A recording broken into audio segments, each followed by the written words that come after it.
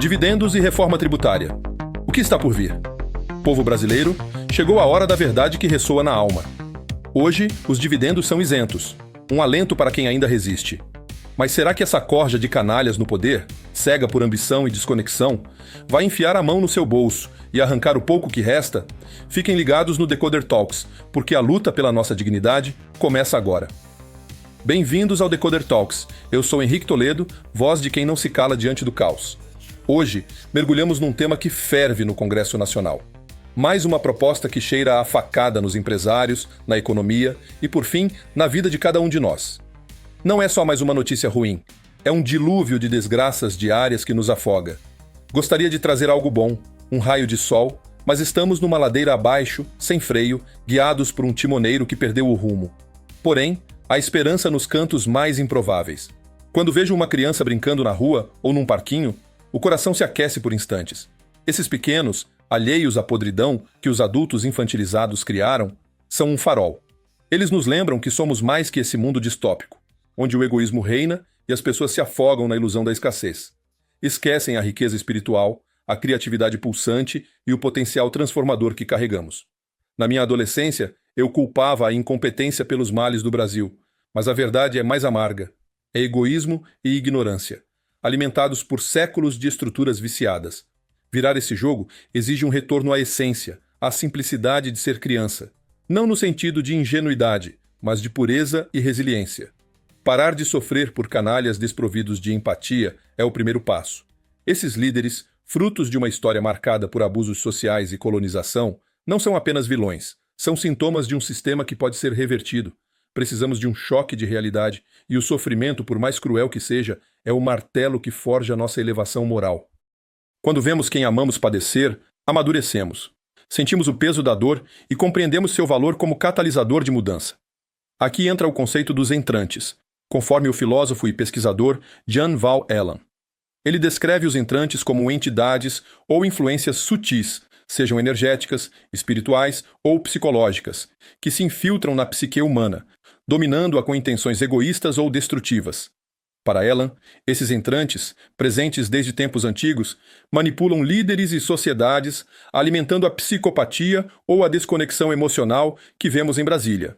Não é apenas maldade, é uma possessão coletiva que entorpece a capacidade de sentir o outro. Mas há uma saída, a empatia, essa chama divina que nos move a lutar pelo melhor de nossa gente, elevando-a à plenitude do que significa ser humano.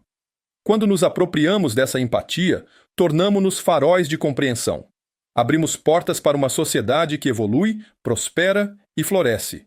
Não é utopia, é um chamado à ação. Então, respire fundo, tenha calma. Vamos destrinchar os fatos para ajustar nossas vidas a esse novo cenário hostil.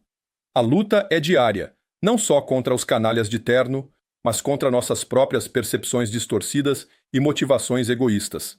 Cada passo, por menor que seja, é uma revolução interna que ecoa no coletivo. Fiquem comigo neste Decoder Talks. Vamos enfrentar a tempestade com os olhos abertos e o coração firme. A verdade nos libertará, e a criança que ainda vive em nós nos guiará. Vamos lá. O governo Lula, com seu PL 1087 de 2025, quer brincar de Robin Hood às avessas. A proposta é essa: isenção de IRPF, para quem ganha até R$ 5.000 por mês. Uma esmola para enganar o povão. Tributação de 10% sobre dividendos acima de R$ 50.000 mensais por acionista, retida na fonte, valendo até para gringos sem limite de isenção. Objetivo? Compensar a renúncia fiscal e fingir que o sistema vai ficar mais progressivo. Mas, na real, é só mais um jeito de sugar o que sobrou da economia enquanto o palácio se lambuza. Depois de tentar enfiar o aumento do IOF goela abaixo, o Congresso deu um tapa na cara do Executivo. 383 votos na Câmara e o Senado confirmaram a derrubada desse decreto. Um recado claro: cala a boca, Lula! Parlamentares e entidades como CNI e CNC estão putos, avisando que essa taxação de dividendos vai afugentar investimento e criar bitributação, uma facada nas costas dos empresários. Enquanto isso, o governo finge que não vê o buraco que está cavando. Metade dos deputados e senadores acha que esses 10% nos dividendos não vão nem de longe compensar a isenção do IR para os salários baixos. E eles estão certos. É só maquiagem contábil. Mesmo assim, 62% dos especialistas do Barômetro do Poder apostam numa aprovação até o fim da legislatura, empurrada pela base governista. Mas olha só, a rejeição ao IOF mostrou que o Congresso não tá para brincadeira. Se o governo não ceder, essa proposta pode virar pó. E bem feito. Vamos ao X da questão. Até R$ 50 mil em dividendos por mês, você está livre. Acima disso, paga 10% na fonte, seja brasileiro ou estrangeiro. Impactos. Empresas. Distribuidoras de lucros e startups vão levar um soco no estômago, podendo apelar para truques sujos de planejamento tributário ou até fugir do país. Sócios e investidores. Adeus rentabilidade decente, olá frustração. Economia. Pode forçar reinvestimento, mas 74% do investimento industrial no Brasil vem de recursos próprios. Vai tudo para o ralo se afugentarem os empresários. Justiça fiscal. Teoricamente reduz desigualdade, mas na prática é só mais um peso para os que já aguentam o tranco. O relator Arthur Lira ainda vai mexer nesse Frankenstein de proposta. Audiências públicas continuam rolando na comissão especial, com o parecer agora previsto para o final de julho, dependendo do clima político, e a votação projetada para meados de agosto, caso o Congresso consiga se alinhar. A rejeição ao IOF é um aviso claro. O Congresso quer compensações reais, tipo atualizar automaticamente o limite de isenção ou cortar de verdade o IRPJ e a CSLL para não ferrar todo mundo. Armínio Fraga, ex-presidente do Banco Central e economista associado à FGV, criticou duramente medidas fiscais do governo em entrevista à Globo News em 3 de julho de 2025, afirmando: "No momento, a situação não aponta para soluções à altura do problema. Estamos discutindo propostas modestas como essa do IOF, que do ponto de vista econômico e técnico é muito ruim. É um péssimo imposto."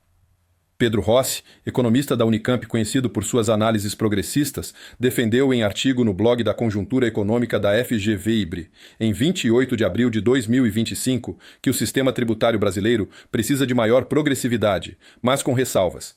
A tributação deve avançar na justiça fiscal, mas isso só será viável se vier acompanhada de cortes claros nos impostos que pesam sobre as empresas, equilibrando a carga. Isso ecoa a ideia de ajustes para garantir benefícios reais às empresas. José Carlos Martins, presidente da Câmara Brasileira da Indústria da Construção, CEBIC, expressou preocupação em entrevista ao Valor Econômico em 1º de abril de 2025 sobre os impactos do projeto de lei 1087. A bitributação e a nova carga sobre dividendos podem nos forçar a repensar investimentos. Se o ambiente não melhorar, muitos vão considerar sair do Brasil ou reduzir operações. Essa declaração reflete os temores de impacto no reinvestimento e na competitividade, semelhante à citação original. E você? Acha que taxar dividendos vai frear investimento ou é justo?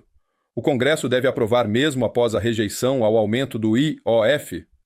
E falando nisso, você acredita que o Supremo vai enfiar goela abaixo o aumento do IOF nos brasileiros? O governo levou um baile com o IOF. Ficou claro que impor tributos impopulares sem negociar é pedir para apanhar. A base governista apoia os dividendos e análises dão, moderadas a altas, chances de aprovação até o fim da legislatura. Mas só se Lula engolir o orgulho e ajustar o texto.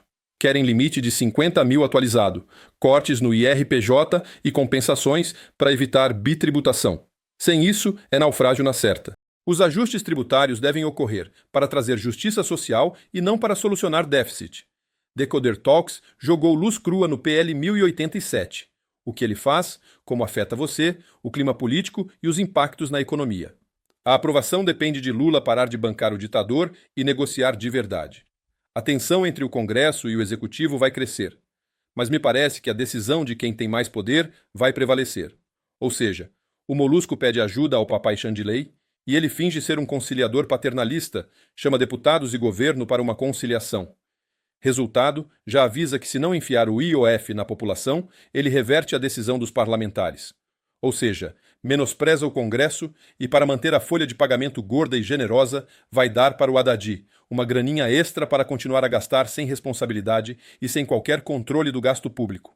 Afinal, a turminha do amor precisa viajar e se hospedar bem. E, claro, um troquinho para as comprinhas na Europa. Assim, tudo não passa de um circo que precisa ser mantido para dar um ar de normalidade institucional e democrática no Xandaquistão. Mas a verdade é que os canalhas estão com o chicote na mão e tudo não é mais que um teatrinho de marionetes para a mídia criar uma narrativa de normalidade institucional, disfarçar que Xandinho lhe manda no Brasil e o povo aplaudir e se iludir com o circo tosco. A questão aqui no Brasil é mais grave ainda. O que está por trás deste poder?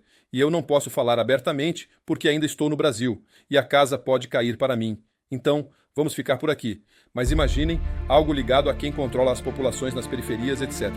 A coisa no Brasil é mais torpe e sinistra do que a gente vê nas redes sociais. Até o próximo programa e resistam.